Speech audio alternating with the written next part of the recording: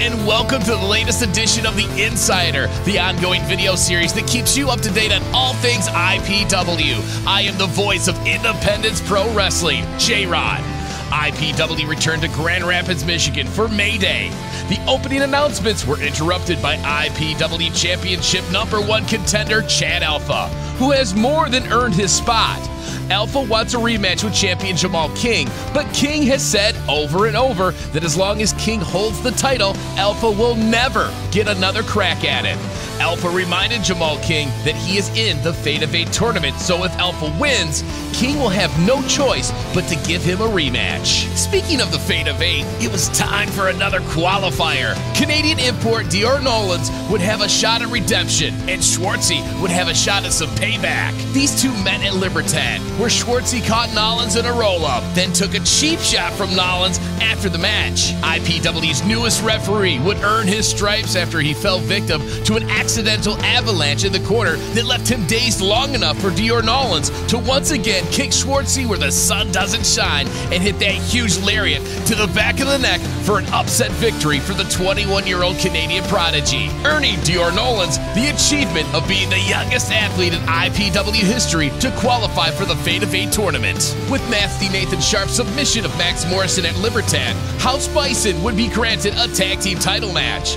Max Morrison and Mondo Real would even be so gracious as to accept a Canadian rules match per Nathan Sharp's request. Max and Mondo first scored a 3-count victory, but Sharp immediately protested, saying that in a Canadian rules match, you must get a 5-count, not a 3-count. The match was restarted, and over Max Morrison and Mondo Real would get the win, and over Nasty Nate would protest and make up a new rule that would force the match to be restarted. Eventually, Max Morrison would drop a huge elbow, which would surely seal the deal. Just then, Sharp would blast Morrison in the back with the title belt, causing a disqualification. However, the disqualification would be in House Bison's favor, as the flying elbow drop is an American maneuver and is deemed illegal by the Canadian Wrestling Association. It goes without saying that the IPW management threw this ridiculous victory out and overturned the result to a no contest. But regardless, House Bison has gotten the jump on our tag team champions twice in a row. They will get another shot at the titles on June 15th at Shootout. We were all wondering what would happen the next time we saw Anderson Knight, considering he was formed after the kendo stick match that Goldmane assisted Big Jorge behind Knight's back. Anderson Knight did come to the ring accompanied by Big Jorge and appeared irritated, but in sync with the GIP.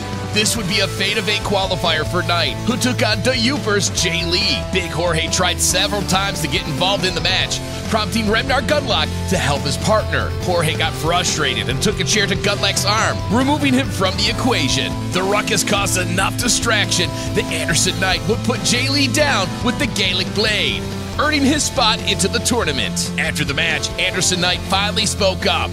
Knight actually said that he understood Goldmane choosing Jorge over him. He said that he knew he wasn't living up to his potential and would have to make some serious changes to get where he needs to be. Anderson Knight then offered to take Goldmane and Jorge up on the group hug they offered 2 weeks ago. It appeared that all is well in the Golden Initiative project, and Goldmane has his puppets dancing to whatever tune he wants. Josh Raymond let us know at Libertad that management is backing him in his case that Terry Van Avery has interfered in too many of his matches consecutively, and the two are not to touch each other unless they are in an official sanctioned match together. Raymond then got completely bamboozled by Van Avery at Libertad, where Van Avery disguised himself as Hexus in order to get a quick match with Raymond, where he super kicked Raymond and gave us a glimpse of what a real match between them may look like. At Mayday, Josh Raymond would be in action against hot prospect Dragon Jones, who only got to show a glimpse of his talent at Libertad. Josh refused to face Jones unless Jones would remove his mask and prove he wasn't Terry Van Avery. An absurd request Dragon Jones would obviously refuse. It was all a distraction though,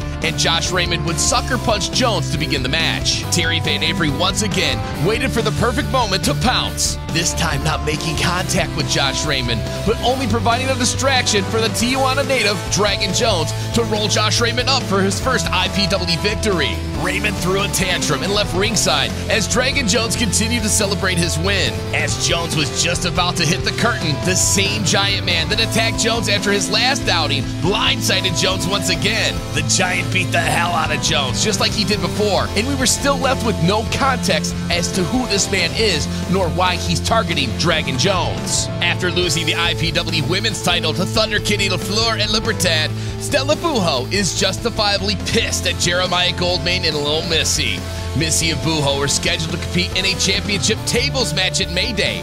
Despite the title no longer being a part of the deal, these women still wanted to tear each other apart, and the match went as planned.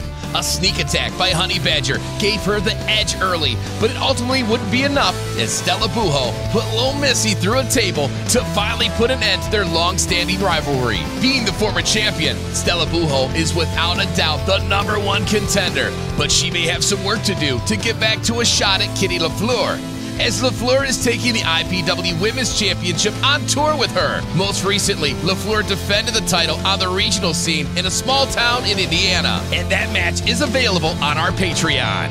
Casey Tempest and his fans have been pleading for an IPW Hardcore division for months, and those wishes have finally been granted. The division's inaugural match saw the Street Soldier Durag take on Casey Tempest. The fans cheered for the violence until Casey Tempest hit the death sentence and pinned Durag for the win.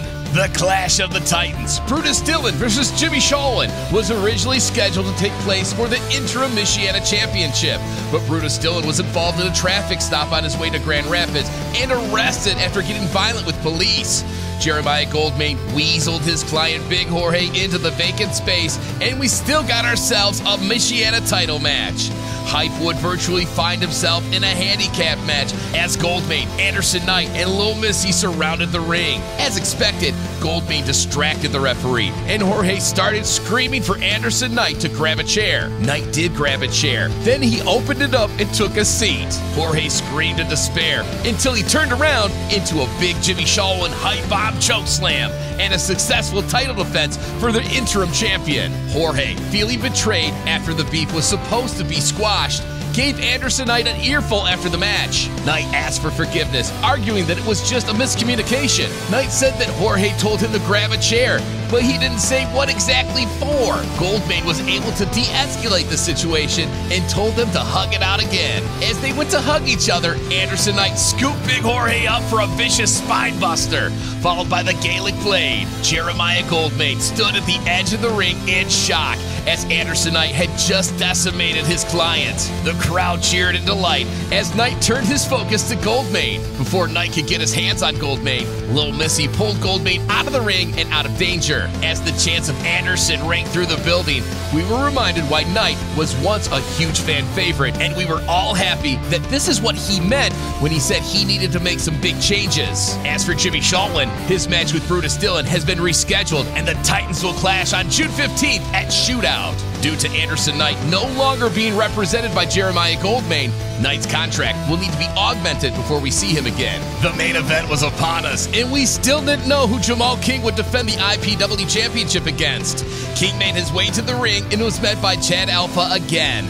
King restated that there was no way he would give a shot to Alpha, but Alpha said he was only ringside to keep King from running away this time. Jamal King's challenger would be undefeated world beater, the Carnivore, Remington Roar. We've seen Roar in action several times, and he has looked awesome. As Roar was moments away from taking down the champ, Jamal King grabbed his belt and made a beeline to the exit. Alpha stood in his way, and King had no choice to make his way back to the ring. But Chad Alpha, being ringside, ended up hindering Roar. When Alpha was on the apron, King was able to shove Roar into Alpha, forcing them to collide heads, and at the same time, create a distraction for the referee so that Jamal King could ram his title belt into Remington Roar's head and put his first loss on Roar's record, as well as defend his title. The objective is clear for Alpha. If he wants another opportunity for the IPW Championship, he must win the Fate of 8 tournament. That concludes this edition of The Insider.